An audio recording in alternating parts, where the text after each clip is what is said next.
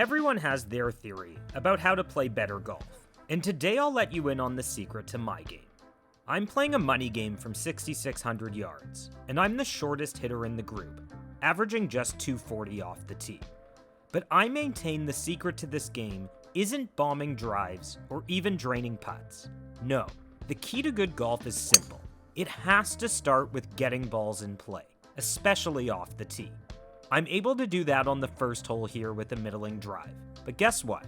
It's in play, and even after hitting a lousy approach shot, I have a putter in hand for birdie.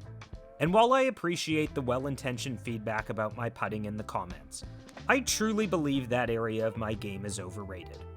Lag putting is certainly a strength of mine, but I miss from short range a lot too, including here on the first hole, and I'm forced to start this round with a bogey.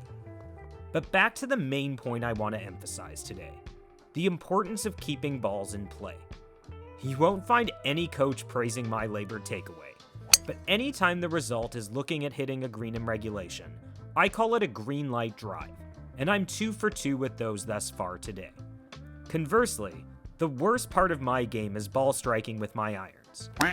Oh, Adam. It manifests here, Big hot. with my approach leaving me in a greenside bunker. That was such a bad shot. But reaching greens in only one shot more than regulation typically keeps double bogeys off the card. And being relatively tidy inside 100 allows you to scramble for par on occasions too. Like I'm able to do here on 2.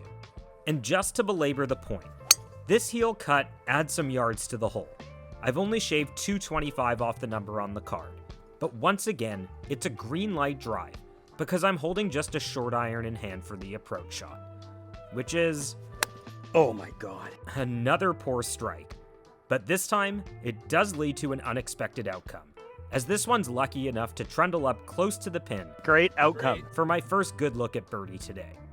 And as for that putter, like I mentioned, it's not as elite as many of you give me credit for. Jesus. This is just not a good effort, and I'll tidy it up for par. Par 3s are historically my worst scoring holes. Why? Because on a par 4, a drive into position will leave me with a shorter approach number than most par 3s. Indeed, this one calls for a 200-yard shot, and despite putting good contact on this one, it runs just past the green, Play it less than 200. where I'm stuck with the tricky up and down. And I mentioned it already, but the importance of being tidy inside 100 yards is second only to putting balls in position off the tee in this game. It doesn't take Herculean strength or athleticism, but rather a good imagination and feel. I put in the work at these shots by playing a ton of pitch and putt, and this is a good example of that part of the game helping me make a par. And we're right back to it with driver. This one is a low draw, but with our 4th swing with it today, we've put ourselves into position for the 4th time, which effectively leaves just a very short par 4. So short, in fact, that this brutal strike with the 3-wood will still leave me a wedge in hand. Yeah, I got away with it. We're gonna go full wedge because the greens are firm. And we've talked about the importance of also being tidy inside 100 yards. But the reality is that as a handicap player, we won't be perfect from this range every time. This one unexpectedly comes out hot, and though it pitches on the green, Sit. Oh, that went deep. it ultimately winds up in a back bunker. And my bunker game has been running very hot and cold lately. Whoops. This is my second gaff inside 100 yards on this hole, but I won't let it affect me over the next one. An up and down from here will allow me to escape with just a bogey. And this one? Well, it's a welcome bonus. Let's go. I talk a lot about taking ego out of the equation when choosing your club. It's only 170 to this pin, and my 6-iron carries 160 or so. But with plenty of room behind this pin, I won't hesitate to take a 180 club. But sometimes, Oh god, Adam. What are you doing? even the right thought process can be negated by lousy execution. And I'll find myself in a greenside bunker. And after blading the last one, I might have been a bit tentative with this one. Go. It does climb out of the bunker, but not far enough to reach the green. And from here, it should be a pretty straightforward 2-putt to get out with a bogey. Adam. But the first one is a bit weak on both pace and line, and I'll have a bit more work than I'd like to tidy up. And sadly, I miss it. A frustrating double, but I'll just move on. The 7th hole plays massively downhill, and we figured a 220 shot was all that was needed here. and this one is right on the money, rolling all the way down the hill just short of this water hazard, where I'll once again lean on my game inside 100 yards. And again, I relish these shots because they don't rely on tremendous athleticism. I can just tap into the same shot I've hit countless times at pitch and putt. This one is on line and winds up just above the hole, where I'll wipe my memory clean of my substandard putting thus far today. My only thought on downhillers like these is to get them to the hole at die speed. The process pays off this time. Ding, ding, ding, ding, ding, ding. That's money. That's money in the bank. And we're back to just 2 over. It's another driver strike here that won't be winning any long drive contests. That was hit so badly. Get up there. And despite my concerns, it does manage to climb this hill, where I'll choose a sensible layup. I'm just going 200 club up the left, leave like wedge in. Yeah, that's perfect. We have 88, little half gap wedge, 15 feet right. I'm back to harnessing my pitch and putt muscle memory, and this one is also right on the money. Oh, that should be really good. And for a bit of context, we're playing a big team money game today, the likes of which I'm not used to. And admittedly, I feel the pressure when I'm not just playing for my own pride and money, but for my partners too. And at this point in the match, I'm doing what I can to keep things positive with my partner Aaron. All right, partner, this is going in. I'm committed, the putt's away, and it's good. Let's fucking go.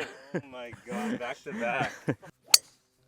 That's not very good. This is probably my weakest drive today, It'll be okay. but we're 7 for 7 with green light drives today, so I won't complain. I'll just move on to the approach. This is a perfect 6-iron for me, but right away I know I haven't gotten all of it. Be enough. Be enough. I love that. Oh, it just hit in the fringe and died. But it's just a hair short of the green, where I'm facing an easy up and down. Nice shot. That's good. And inspired by Tom, I decide to eschew the putter in favor of a wedge here. I have designs on holing it, but candidly I should be more focused on the distance control, and I'll leave myself a bit of a knee knocker to tidy up. And this time, it's no good. A frustrating bogey to be sure, but I maintain the key to this front 9 score was the fact that I always had a look at hitting a green in regulation after my tee shot. Let's see if we can keep that going on the back. It starts with a gentle par 5, and the trajectory on this one isn't great, but once again, we're safely in play. And I know I'm starting to sound like a broken record, but it really is amazing how many poor shots you can get away with if you're safely in play off the tee. Whoops. That's going to work. Huh. That was just as good as hitting it well. In my first ever video, I highlighted that it often takes only one decent shot on a par 5 to salvage a par, and this approach qualifies as exactly that. I'm actually staring down a makeable birdie putt here, and this one is tracking, but it doesn't quite go, and we'll start the back with a par. On a short, tight hole like this, I'll just take a hybrid to ensure that I accomplish what I've been reiterating all day, getting it safely in play. I'm hoping it will leave a full wedge in, and instead, you can hear that I'm tentative here. Okay, 102. I'm just worried my gap wedge is going to go long, but... I'm worried my sand wedge won't carry the bunker, and that my gap wedge may go long. And with all of those thoughts swirling in my head, is it any surprise that I do this? Like that, right? I was just like so not committed to anything there. I was like, this is going to go long. Oh well. As I've mentioned countless times today, the in-play miss is so pivotal. Sure, I've hit an absolute stinker of a shot, but I should be able to reach this green in just one shot more than regulation, and still have a putter in hand for par. I'll play my comfortable bump and run here, and it ultimately leaves me with a bit more than I would have hoped for, but I'll still hunker down over the par putt.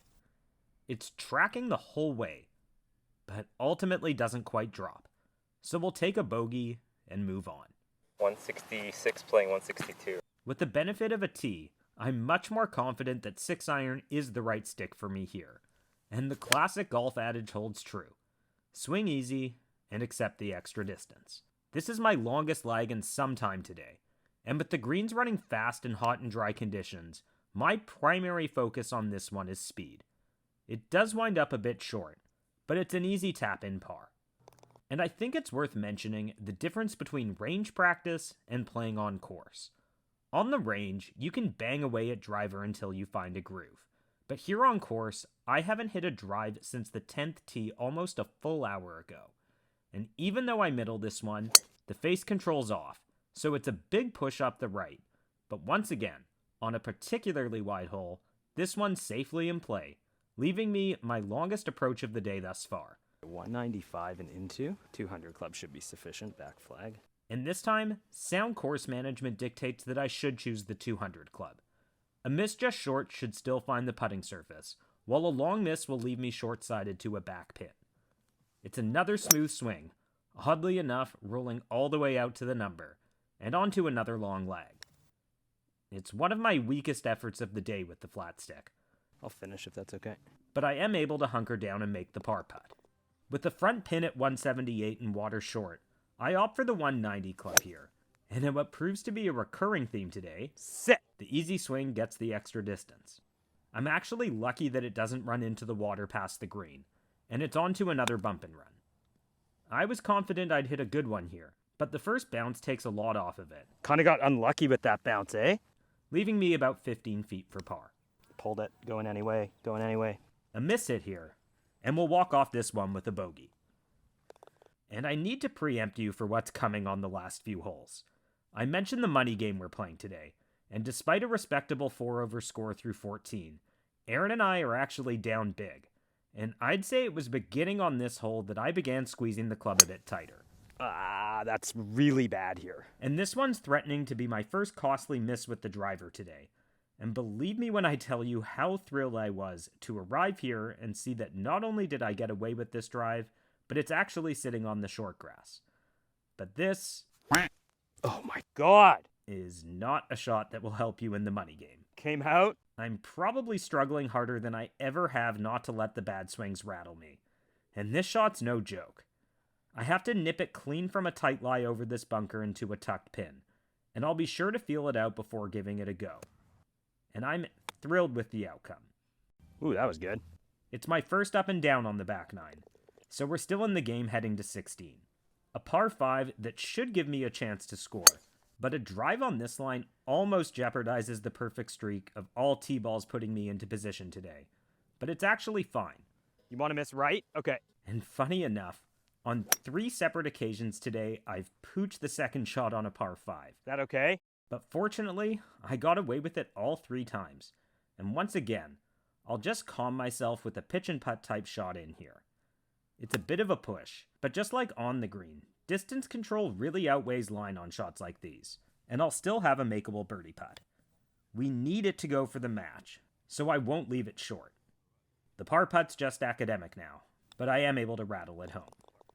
We really need a birdie coming down the stretch to claw our way back, and that necessarily starts with getting one into position here. Bingo. We're 13 for 13 on drives in play today, and let's see if I can wedge the next one close. It's a comfortable sand wedge, and once again it's right on the number, so one more good look at birdie here, but I've missed it low. And that sets the stage for an unprecedented moment on the channel. Okay, how much is the press for, partner? We've pressed the max here on 18, and we'll need a birdie or we'll lose big money. A 400 plus yard par 4 isn't where I usually make my birdies, and I'm going to try to squeeze everything I can out of this one. Yes, partner. That's my best of the day. Let's go.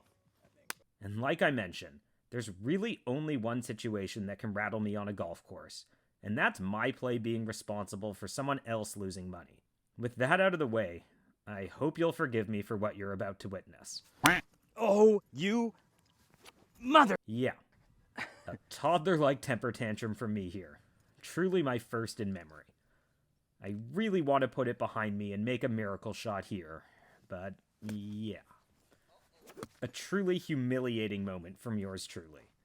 And it's not just that I've lost my cool, but I'm officially that guy whose temper is threatening to ruin my playing partner's experience out there too.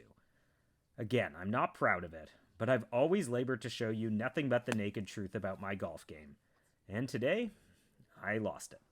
This putt is just academic now, and it's no good, leading to a double on a hole where we needed birdie. But back to the point at hand. Typically, you'll have 14 opportunities to advance a ball down the fairway each round, and doing so successfully the majority of the time is the most important stat every golfer should track. I did it all 14 times today, so despite averaging one bad shot per hole, today I was able to break 80. Of course the short game is important, but if you're losing multiple strokes off the tee each round, I can't encourage you enough to do what it takes to reel it in. Whether it's choosing more conservative targets, making better club selections, or spending time off course dialing in that fairway finder, I promise you your scorecards will thank you for it.